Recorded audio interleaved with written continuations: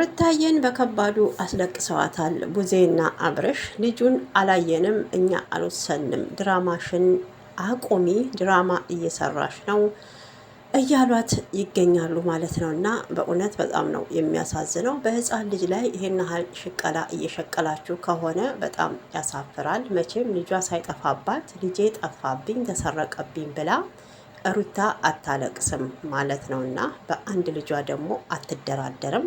ብዙ ፈተና ያየችበት ልጇ ነው። በእውነት ወንድምሽ ዝም ብሎ ከተለያየ ሴት ጋር ሲወሰልት፣ እሷ እኮ ለቤቷ ለትዳሯ ለልጇ ለክብሯ ብላ ስትሟገት ስትታገል አመት ከምናምን የቆመች ጀግና እናት ናት ማለት ነው። እና በዚህ ደግሞ ልሰብሯት አትችሉም። ብቻ ልዑል ጠፋ አልጠፋ እኛ የምናውቀው ነገር የለም። ድራማ እየሰራችሁበት ከሆነ ተመካክራችሁ በጣም ነው የሚደብረው። ምንም የማያውቀውን ህፃን ማለት ነው። እና እናት በልጇ ትደራደራለች ብዬ አላስብም። ይህም ደግሞ ልዑል ማለት ገና ህፃን ልጅ ነው። ምናልባት ሌላ ሰው ወስዶት ሩታ ወይ ደግሞ አጋዧ ልጇን የምትይዝላት የቤት ሰራተኛዋ ተሳስታ ከሆነ አናውቅም። ይሄንንም እንግዲህ ፈጣሪ ይፍታው። እውነቱን ለእናንተ ትተነዋል ማለት ነው። ሰላም ውድ ተመልካች እንዴት አላችሁ? ሰላማችሁ ዘተረፍ ይበል። ለቤት አዲስ የሆናችሁ ሰብስክራይብ፣ ላይክ እያረጋችሁ አበረታቱኝ። ለቤት አዲስ የሆናችሁ ደግሞ ላይክ ሰብስክራይብ አድርጉ ማለት ነው። ኢትዮጵያንም ኤርትራንም ሰላም ፍቅሩን ይስጣችሁ። ለሀገራችን ኢትዮጵያን ሰላሟን ያብዛ፣ ህዝቦቿን ይጠብቅልን እያልኩኝ ይህን ሰሞን እያየን ያለነው ውዝግብ በጣም ነው የሚያስጠላው፣ በጣም ነው የሚያሳዝነው። በእውነት ምን እያስተማሩ እንደሆነ ምን አይነት ቪዲዮ እየለቀቁ እንደሆነ ሊገባንም ሊገባቸውም የቻለ አይመስለኝም። እነሱ በእርግጥ ቻናላቸውን እያሳደጉ ነው፣ ቪዲዮቸውንም እየሰሩ ዶላራቸውን በወር እያፈሱ ነው የሚገኙት ማለት ነው። እና እየተጃጃልን ያለነው እኛ የኢትዮጵያ ምስኪኑ ህዝብ ነው የሚያሳዝነኝ እንጂ እነሱ ስራቸውን ነው እየሰሩ ያሉት ማለት ነው። በእውነት ግን የአንድ እናት ለቅሶ ያሳዝናል። ድራማውንም ቢሰሩትም የሩታ እንባ ደግሞ በጣም ስቅስቅ ብላ እያለቀሰ ነበረ፣ ስፍስፍ ብላ ማለት ነው። ማንም ሰው ልጁ ሲነካበት አይወድም። እውነቴን ነው የምላቸው። እናቱ እብድም ትሁን ጎዳና ላይም ትኑር መቼም እንቁ ሚዲያ ላይ የቀረበውን ጸገነትን አይታችኋታል። እናቷ የአይምሮ ታማሚ ሆና ትምህርት ቤት ድረስ እየሸኘቻት የምትሄደው እናቷ አያችሁ። ለሌላው እብድ ናት፣ ለልጇ ግን እብድ አይደለችም። አስቡት። እብዶች ሰውን ይማታሉ፣ ሰውን ይጎዳሉ፣ ሰውን ያጠቃሉ እንላለን። እብድ አይደለም ሰውን የሚያጠቃው። በአሁኑ ሰዓት ጤነኛው ነው ሰውን የሚያጠቃው። ወዳጃችሁ ነው ሰውን የሚያጠቃው። አብሯችሁ የበላ ነው እናንተን የሚያጠቃው ማለት ነው። እና አብዳለች፣ ጨርቋን ጥላ ልትሄድ ነው እያላችሁ ነበረ። በልጇ ታብዳለች። ይሄ ደግሞ ጨርቋን ጥላ ሄደች ምናምን የምትሉት እውነቴን ነው የምላችሁ። ያልወለዳችሁ የቆሙ ቀሮች ጋለሞታዎች አላችሁ። ዝም ብላችሁ የሰውን ትዳር እንደ ውሽሚት እየበተናችሁ ለስሜታችሁ ብቻ የአንድ ቀን ደስታችሁን እያያችሁ የምትኖሩ ማለት ነው። ህይወት ተስፋ የቆረጣችሁ ናችሁ። እግዚአብሔርን ነው የምላችሁ። ማንም እናት ታለቅሳለች ለልጇ ስትል ማለት ነው።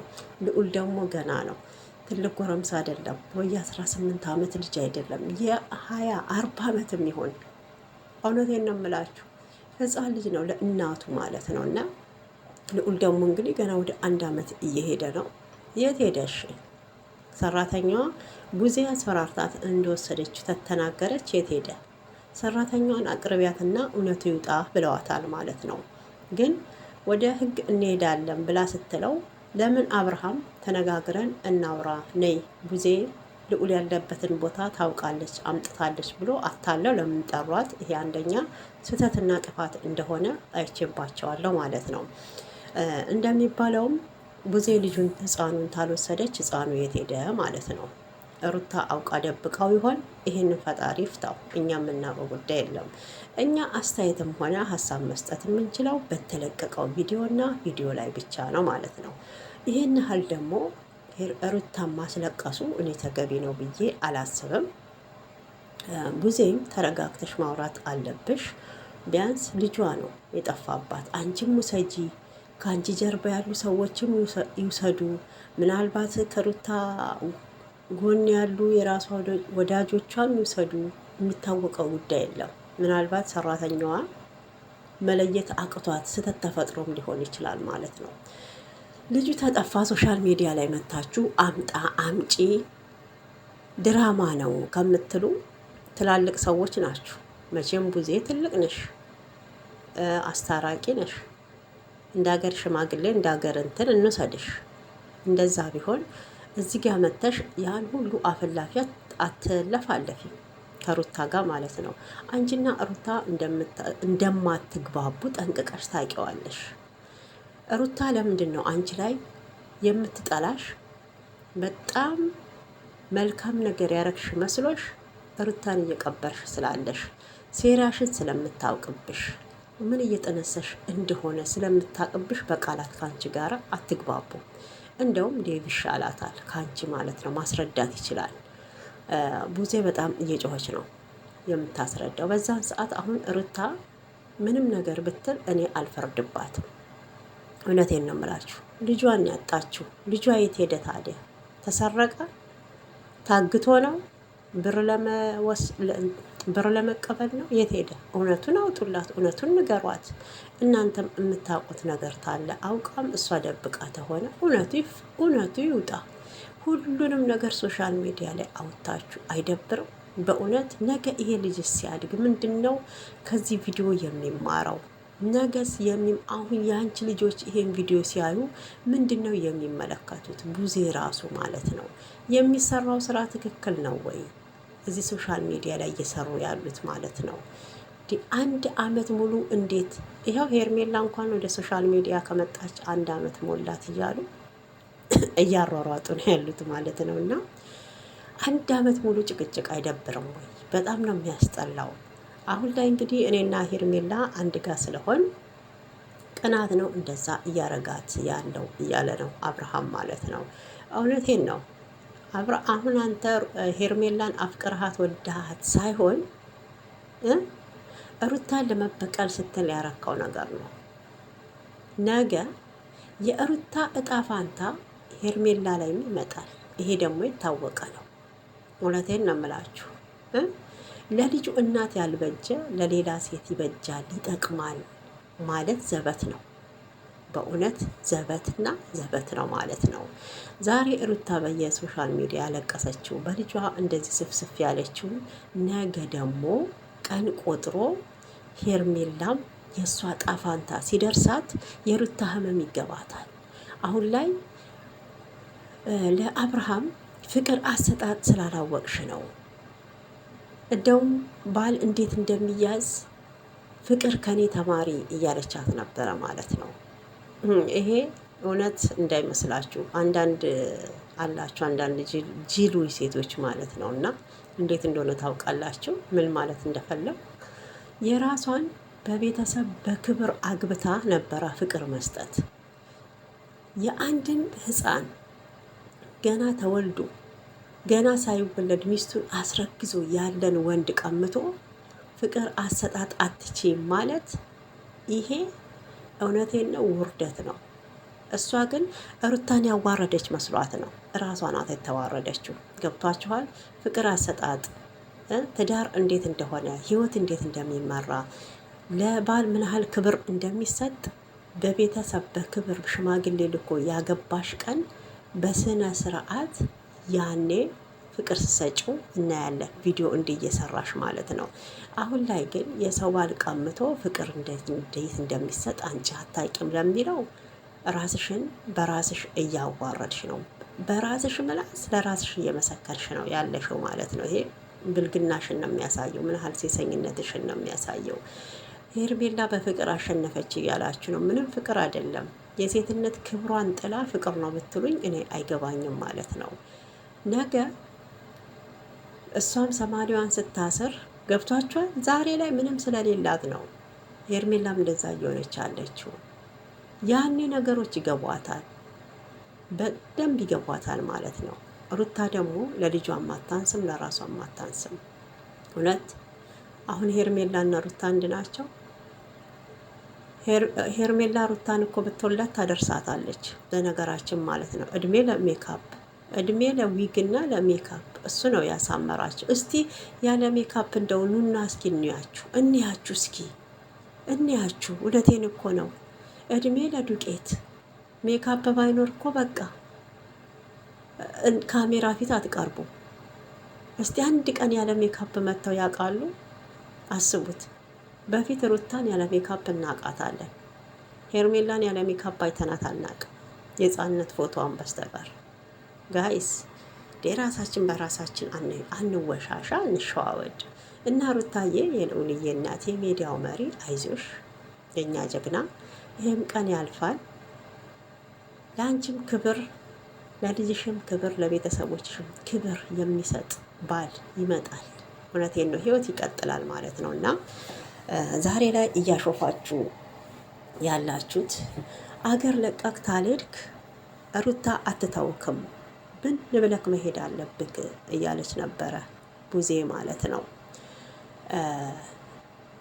ሩታ ወይ በአብርሃም ቀንታ አይደለም፣ ብዙ ነገሮችን አርጓታል። ለሱ ብላ ብዙ ነገሮችን መስዋዕትን ከፍላለች።